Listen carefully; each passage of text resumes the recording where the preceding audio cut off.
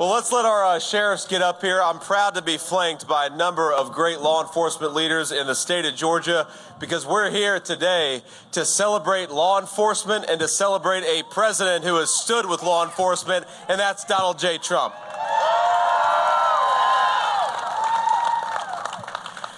Now, we ought to remember here that we have the best country in the world. We got the best workers in the world. We've got the best people in the world. We've got the most beautiful and most abundant natural resources in the world. But the one thing that we have got to do to fix this country is fix the leadership. Because as much as we've got incredible blessing and incredible bounty, we have got a screwed up vice president calling the shots. And I think it's time to fire Kamala Harris, not to give her a promotion.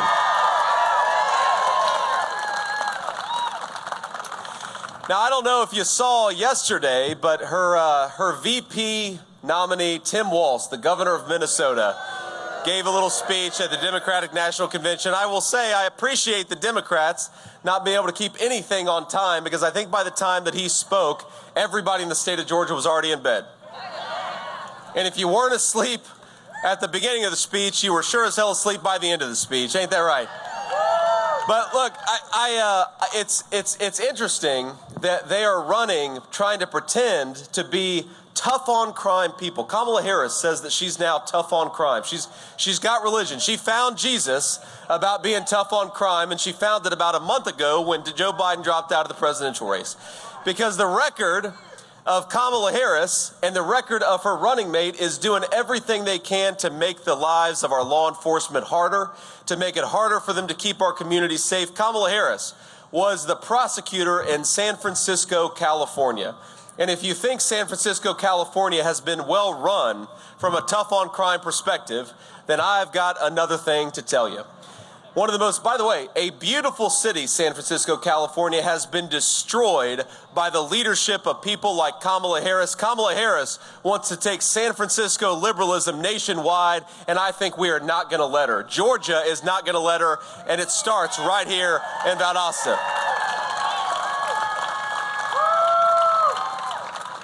Now, let's just run through the contrast a little bit, the difference between Kamala Harris's record on law enforcement and Donald Trump's record. Now, Kamala Harris, she wanted to make sex crimes with minors a nonviolent offense, which means more of these sickos out on the streets of our country. Do we want that? Absolutely not. Kamala Harris wanted to defund the police. She said it on video. Do we want to defund the police? Kamala Harris wants to make it easier for soft-on-crime prosecutors to go after our law enforcement. Do we want that? So do we want Kamala Harris as the prosecutor-in-chief of this country? No, we want Donald J. Trump, and that's exactly what we're going to do.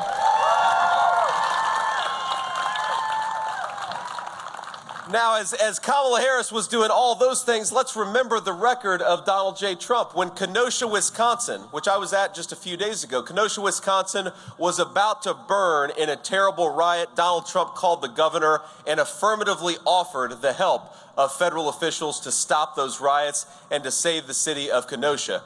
Donald Trump believes that we ought to properly fund our law enforcement and make sure our police get the pay and the equipment that they need. Donald Trump believes that we ought to stop these soft-on-crime prosecutors. If the police bring in a bad guy, the prosecutors ought to throw him behind bars and keep him there. And most importantly, Donald Trump believes that we ought to make our law enforcement lives easier by closing down that southern border and getting the drug cartels out of our communities. Now, I have to say that Kamala Harris, given that she's so into soft-on-crime policy, she did select a good running mate in Tim Walz.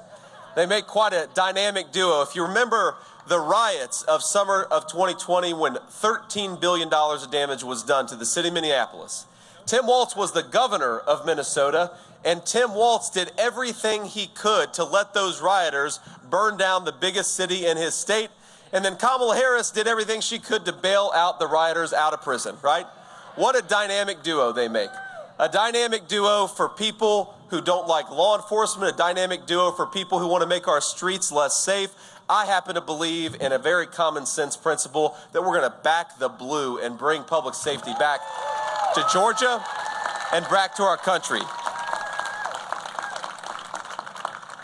Now, Tim Walz, I will say, I've been beating up on Tim Walz a little bit. You may have seen this, but Tim Walz loves to go around and say that he carried a weapon in war. That's what Tim Walz says.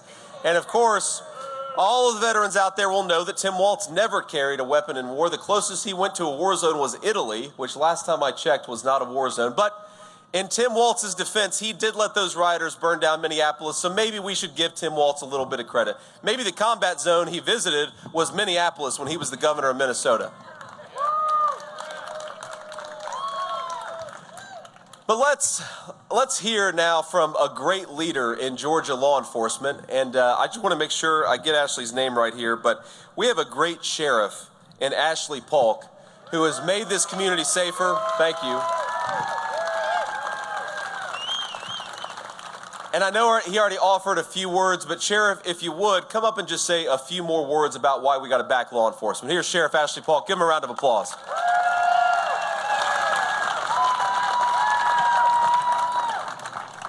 Kind of a tough job to follow a real Marine that went to a real war with a real gun.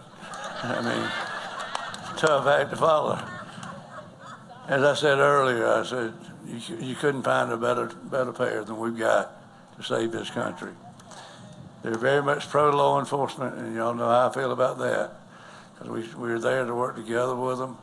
But we have got to get out and get these people elected, because it's the most important election I've ever been in my life. It's not even me on the ballot, but I want to. By the way, I did not recognize the person that can really get elected. Where's my wife for 57 years? That's who's always got me elected. Ginger, thank you for all you do. You will be working for the party.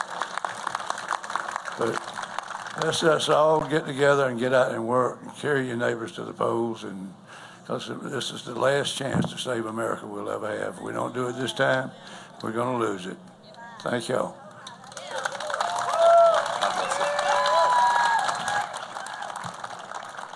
Well, thank you so much, Sheriff, and thanks to your lovely wife for doing what you do. And look, it's very simple here. We have an ability to make this country much safer than it is today. We just need better leadership. We need better leadership at the federal level in particular, because it's the federal government that opened up the southern border and let all these drug cartels bring the drug and crime into our communities. And we're here, of course, not far from where Laken Riley was born and raised. A beautiful, beautiful young girl who would still be alive today if Kamala Harris had done her job and not let these drug cartels come into our community.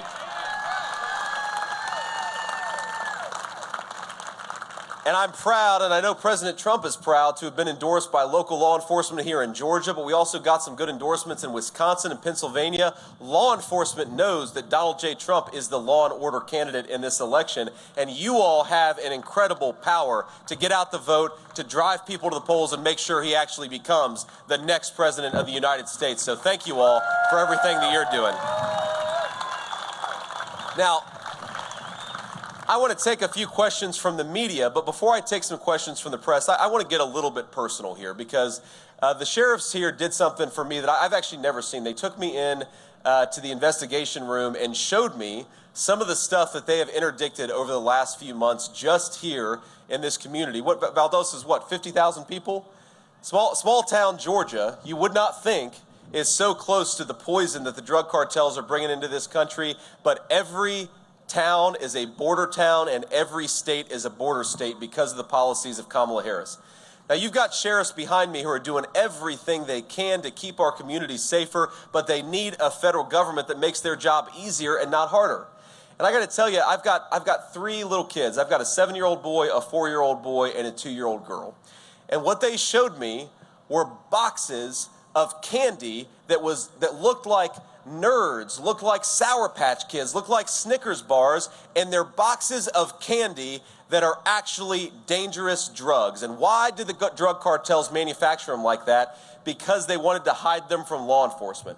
And we know what's going to happen is if a pack of that candy finds its way into our communities or into our playgrounds, some kid, through no fault of their own, is going to pick up a piece of candy, and it is going to take their lives from them. And I don't want that to be my child, and I don't want it to be your child either. And that's why we have to fight to change leadership in this election. Think about how sick you would have to be to manufacture drugs that look like children's candy, and think about how sick Kamala Harris has to be to let those people do business in our country instead of throwing them the hell out of our country, which is exactly what we should be doing. This is a disgrace, ladies and gentlemen. This is a disgrace born of our own failed leadership, and we can do so much better. You know, one of my favorite speeches at the RNC convention, well, my most favorite speech was my wife's speech. I thought she did a hell of a job. Thank you. But beyond my wife's, one of my most favorite speeches, and it was a sad speech. She had a beautiful young mother talking about her handsome young kid, and he was maybe 14 years old. And this kid lost his life because he took something that he shouldn't have taken, but it was laced with fentanyl. And I remember watching this mom speak, and I remember thinking to myself that don't we want our kids to grow up in communities where they can make the mistakes that all kids make and they can learn from it rather than have it become a death sentence? Because we all know, we either have kids, all of us were kids at one point in our life. We all know that kids are going to get into stuff that parents and grandparents don't want them to get into. That's just a part of growing up in this country. But when I grew up, even though I grew up in a poor family, though I grew up in a neighborhood that wasn't always easy, I knew that if I made a mistake, the people around me had made that neighborhood safe enough where I could make a mistake and it wouldn't take my life. And that's what the policies of Kamala Harris have taken from our children and taken from our neighborhoods. We have got to get back to the kind of country where kids can make childhood mistakes and the Mexican drug cartels are not going to be there to take advantage of them. And I think that's what this election is ultimately about. We know that kids aren't always going to be perfect, but let's build the kind of Georgia. Let's build the kind of country where our kids can learn and grow. We're going to do it together, but only if you get us across the finish line in Georgia. This is one of the most important states in the union.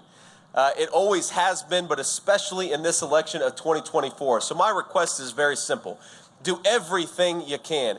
Get your friends and family and your neighbors to the polls. Remind that person who sometimes votes but sometimes doesn't that it's their time to get to the polls in 2024 and vote for Donald Trump. If you got a little extra time, thank you. If you got a little time, go down to the GOP headquarters, knock on some doors, make some phone calls. The people who determine whether Donald J. Trump becomes the next president, it's not the media, it's not the dishonest leadership of the Democratic Party, it is us. Donald Trump is the people's president, but only if we do the work to make it so. God bless you guys. Let's get to work. We got 75 days to make Donald J. Trump the next president, and we're going to do it together. God bless you all. Thank you. Now, thank you, sir. I appreciate it. Now, let's take some questions from the media, and here's what I'd ask. First of all, if it's a fake news anchor, I'd appreciate y'all just letting them ask their question. It's okay. We can run them out of town after they ask their question. I'm kidding. But what I'd ask, first of all, is we start with local Georgia reporters because we want to make sure that the local reporters get an opportunity to ask some questions.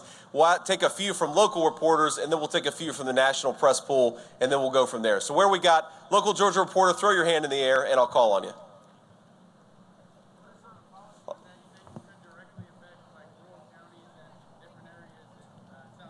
Yes, sir. The question was, what are some policies that are going to affect rural America and certainly rural South Georgia?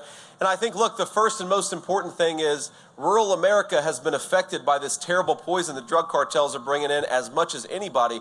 We have got to close down the border and stop the cartels from bringing this poison into our communities. We've got to re-implement basic law and order and public safety policies because, look, I believe whether you live in a big city or a small rural area, whether you're black or white, rich or poor, public safety is the birthright of every American citizen. And if we do that, rural America is going to benefit more than anybody else. And the final point that I'll make is, look, we know that our rural areas, our schools are overstressed and sometimes underfunded. Our local hospitals don't have enough resources. We've seen massive closures in rural hospitals over the past few years in this country. What makes rural hospitals not financially viable? It's when you bring in millions of illegal aliens into your country, and you give them free health care paid for by American taxpayers. I want American citizens to benefit from our great health care system, and I want American taxpayers to support their fellow countrymen, not people who don't deserve to be here in the first place. Ma'am. Good afternoon, Senator Vance. Thank you. I can hear you. Yep. How do you respond to Democrats who say that they have tried unsuccessfully on Capitol Hill to pass a border security bill, and that in fact it's been Trump and Republicans who held it up? Yeah, ma'am, I appreciate that question. And for those of you who couldn't heard it, how do we respond to Democrats who say that they tried to pass a border security bill? My response, ma'am, is I was there in the Senate when they tried to pass that border security bill, and it had nothing to do with border security. It had to do with codifying a lot of the executive orders of Kamala Harris and Joe Biden that actually further opened the southern border. For example, the policy of catch and release. This is where a person comes into our country, they claim asylum, and then they're released into our country with no follow-up. Sometimes they don't come back for 5 years, sometimes they don't come back for 10 years. Kamala Harris and Joe Biden implemented catch and release through executive order. Their so-called border security package would have made catch and release the law of the land. So even if you have a guy like Donald Trump come in, he can't undo it because Congress has codified one of the worst open border policies in America. Everybody knows, everybody with an ounce of common sense knows, when Kamala Harris became president, she said she wanted to, vice president, she said, I want to suspend deportations, and she did. I want to stop Donald Trump's Remain in Mexico policy, and she did. The reason why we have an open border is because Kamala Harris undid the policies of Donald J. Trump. We bring Donald J. Trump back, we bring those policies back, we will get border security, but you've got to have a president who wants to do this stuff. Thank you all. Georgia? Yes, sir. Please ask a question. Thank you, Senator. Our station is aware of how the former president has come through here this last interview with you now. I don't think the microphone's on. It's okay. Just talk loud. Sorry about that. That's a Chinese-made microphone, actually. This is an American-made microphone.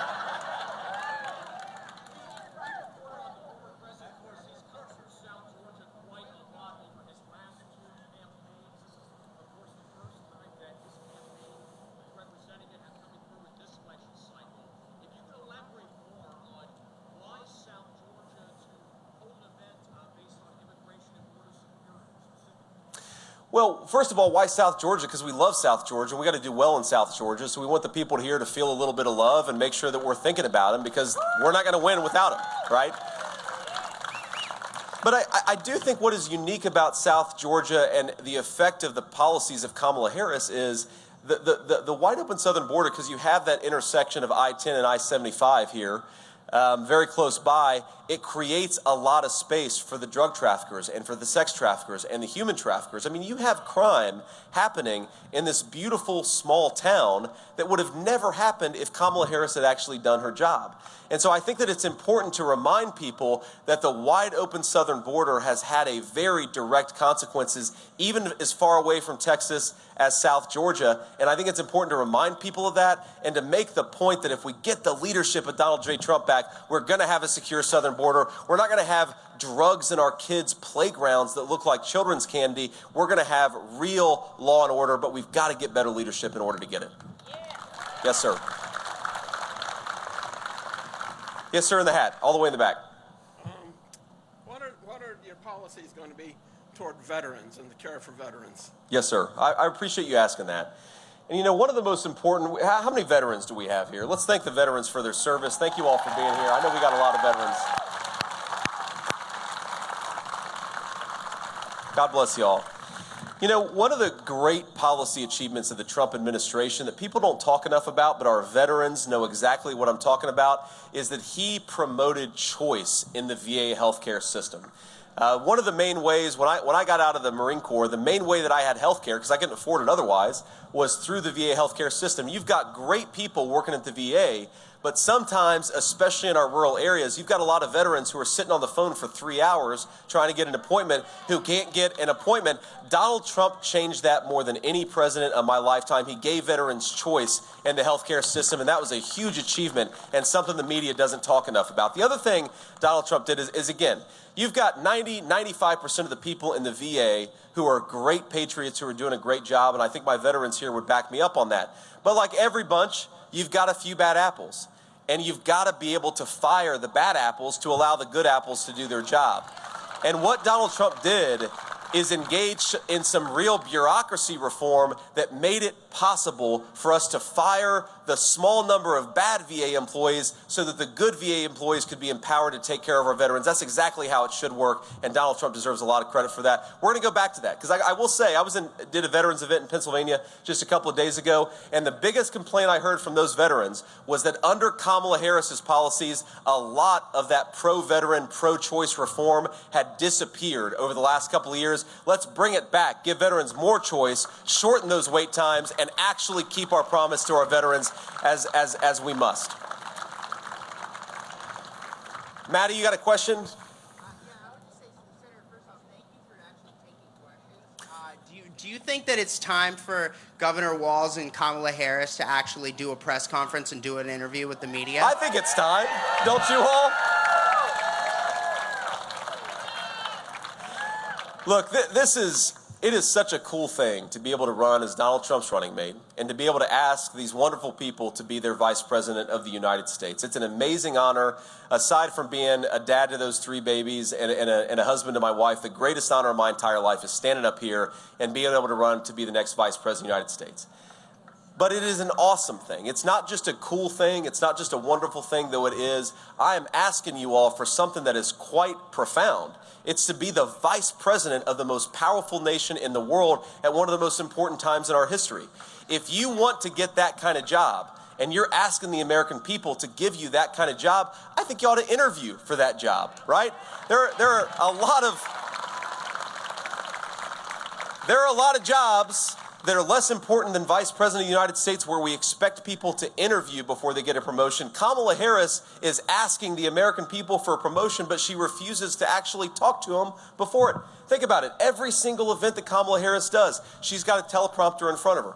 And I think the reason is because Kamala Harris cannot explain why she wanted to defund the police. Kamala Harris can't explain why she suspended deportations on day 1. Kamala Harris can't explain why she cast the deciding vote on the Inflation Explosion Act that made the price of groceries and housing so expensive for normal American citizens all over this country. And because she can't answer those questions, she is running for the American people. But my ask, whether you're a Democrat or Republican, whether you agree with Donald Trump on all the issues or most of the issues, or you disagree with him on most of the issues, is at least Donald Trump is who he is, and he respects the American people enough to go out and earn their vote instead of being expected to give in their vote. We'll just do a couple more. Any other Georgia folks who haven't asked a question before we go on? We'll do a couple national. Sir. Senator, the former lieutenant governor spoke at the DNC, had some choice words about the former president. I saw that too. We also know that Brian Kemp has also had some tough things to say about the former president. What's your reaction to these top Republicans from the state having reservations about the president and telling other Republicans to dump Trump? Well, look, first of all, of course, Tim Walz is going to attack Donald Trump because Tim Walz doesn't have a record to stand on. What I found very interesting, did anybody watch Tim Walz's speech? Okay, good. I was going to lose a lot of respect for you if you had said yes. If you watched Tim Walz's speech, it's part of my job, so I had to. You know what he never did? He never once said, I know we've got some train noise in the background here, so I'll try to be loud, but he never, it's the Trump train. That's right, ma'am. God bless you.